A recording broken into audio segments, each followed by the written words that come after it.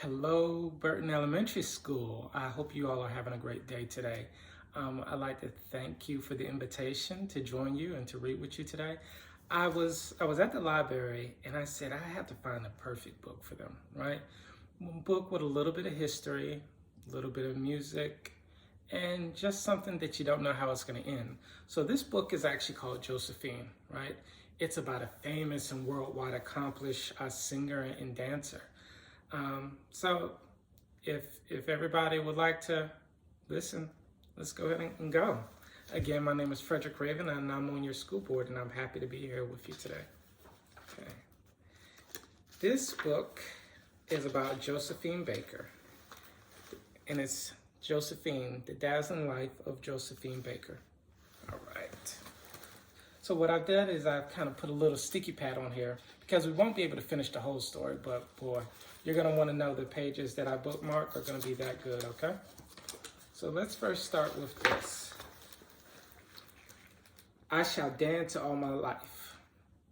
I would like to die breathless, spent at the end of a dance.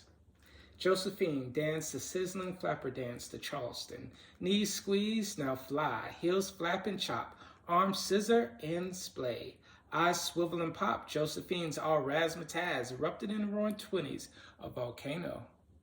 America wasn't ready for Josephine, the colored superstar. Paris was. And does anybody know where Paris is?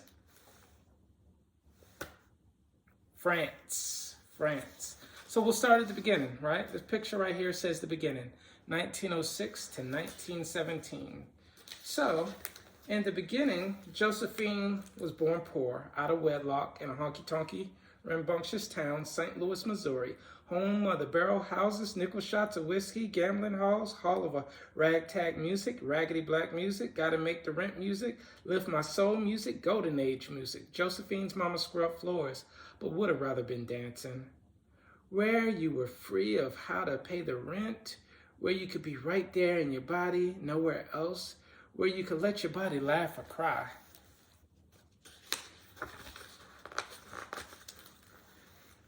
And she dreamt of dancing alongside acrobats, magicians, animals, honky-tonk bands, you name it, called the vaudeville. The most popular entertainment of the day. Josephine sat at Mama's knees and sponged up that funky music through her ears, her body, her soul. Mama called her Tumpy, that round baby girl after Humpty Dumpty. With her first breath, she made faces. As soon as she walked, she danced. When she talked, she told stories and kept on all her life to get attention, to entertain, to suit her mood. Now, they talk a lot about how Josephine Baker grew up, and it was in a segregated part of our country. So make sure you understand that. But we're going to go ahead and fast forward just a little bit, right? We're going to get to Josephine and some of her early adventures. Tumpy, which was the nickname for Josephine. Tumpy got kids on her street to dance and sing on a stage of crates, a makeshift stage, their own vaudeville. Thumpy starred, of course. She danced the itch and the mess around. Josephine joined the Jones family ragtag trio, dancing and playing in the streets, earning spare change. Right. Papa Jones played the bighorn.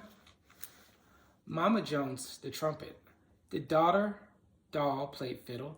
Josephine played slide trombone. She danced, she sang, she shouted and hollered out on the street.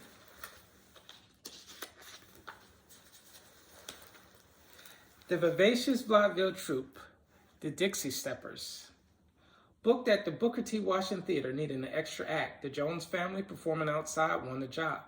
Off the street and onto the stage, Josephine danced like she was on fire. She arched her back and flipped her tail like a rooster. She flapped and pumped and danced in a turkey trot. So fine that the Dixie Steppers asked her to step along with them. So long, Jones family, Josephine was stepping out. Yes, sir. She soared over the stage as Cupid, god of love, with leaping legs and little wings. Hooked on wires, she held bow and arrow, but her wires got crossed. Couldn't get down, hanging them in the air. She rolled her eyes like shooting marbles. Flailed those long legs, what a clown. Seeing everybody look at me electrified me. Now that was her when she first started dancing, right? We're going to go a little bit further. We're going to go to My Face Isn't Made for Sleeping. Now this is in a time period of 1921 to 1925. So let's see what's inside.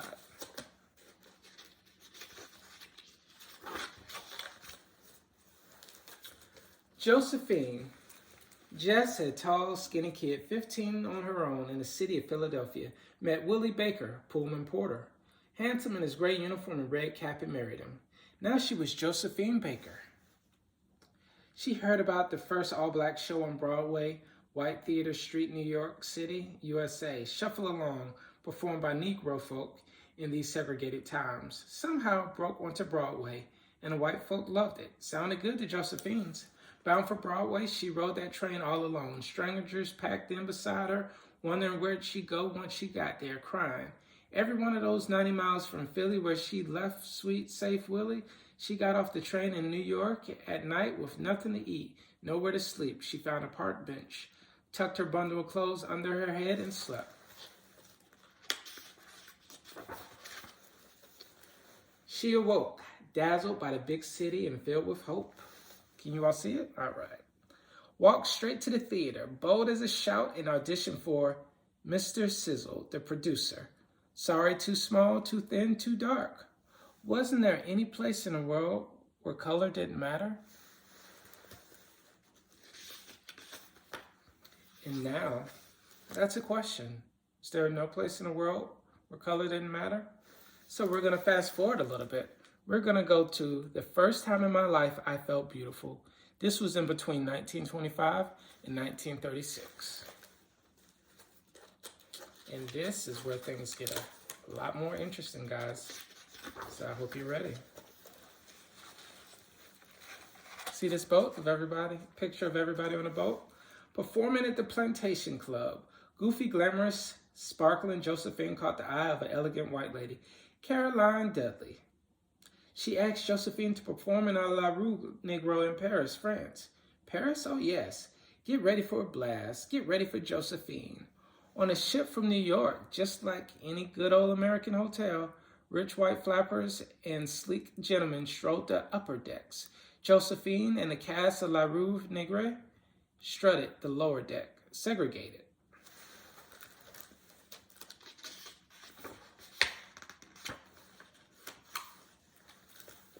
They all landed in France together, boarded the French train together, and in a dining car, we were welcomed.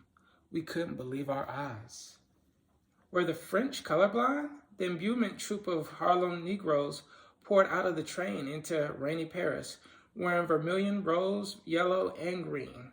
Plaid pants, polka-dotted shirts, outlandish hats, tipped over ebony faces, and every one of them laughing to beat the band. Vive la Rue! And from this jovial group, a teenager, bronze in checkered overalls, strode forth, smiled and said, "So this is Paris?" Josephine had arrived in the city of light. Wow.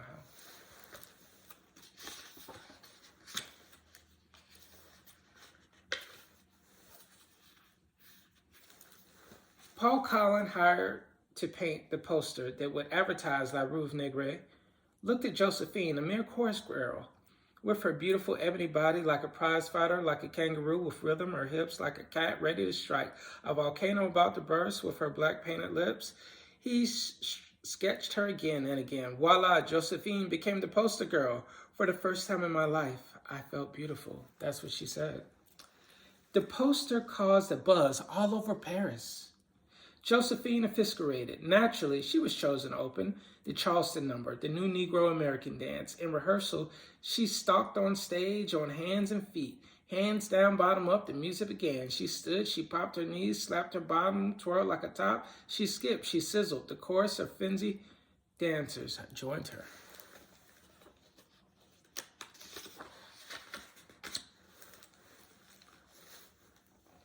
Deep trap steam, flash and whistle. Josephine was on fire. Call the fire department. No, don't. Moi, oui. Knees squeeze, now fly. Arms, scissors, and splice. Squeal, surprise. Word got out. Opening night, the theater crackled with tension. A giant dancer lifted Josephine onto the stage. Like black lava, she slid off his back and faced the audience. Her deep volcanic core, filled with emotion, filled with music, erupted. She shimmied, she shook, she swiveled and kicked. Sparks flew. Geste magnifique. I improvise, crazed with the music. Even my teeth and eyes burned with fever. I leapt to the sky. When I regained Earth, it was all mine. And then we actually talk about how the audience went wild. A star was born. Night after night, Josephine brought the crowds a dream come true. People watched and said, "Black is beautiful." And it goes on to talk about all the different shows that Josephine Baker headlined. And you can see it here with all the cars pulling up. And look at this. That was Leopard Night.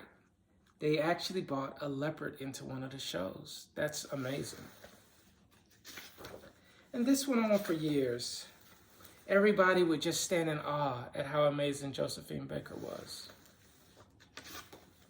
And then we're going to continue to go to France Made Me What I Am. And this was from 1936 to 1947. Now remember, Josephine was born in St. Louis, Missouri in 1906. And now she's in France starting in 1936. So she's about 30 years old right now. And we see the pictures with the dance and the live dance, the comedy, and Josephine Baker's show right here. And she said, but still needed to conquer America. So she sailed home across the wide Atlantic.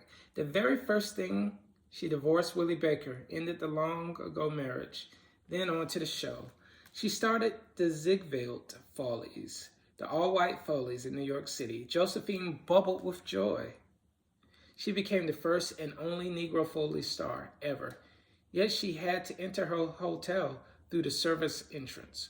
All the white stars ignored her.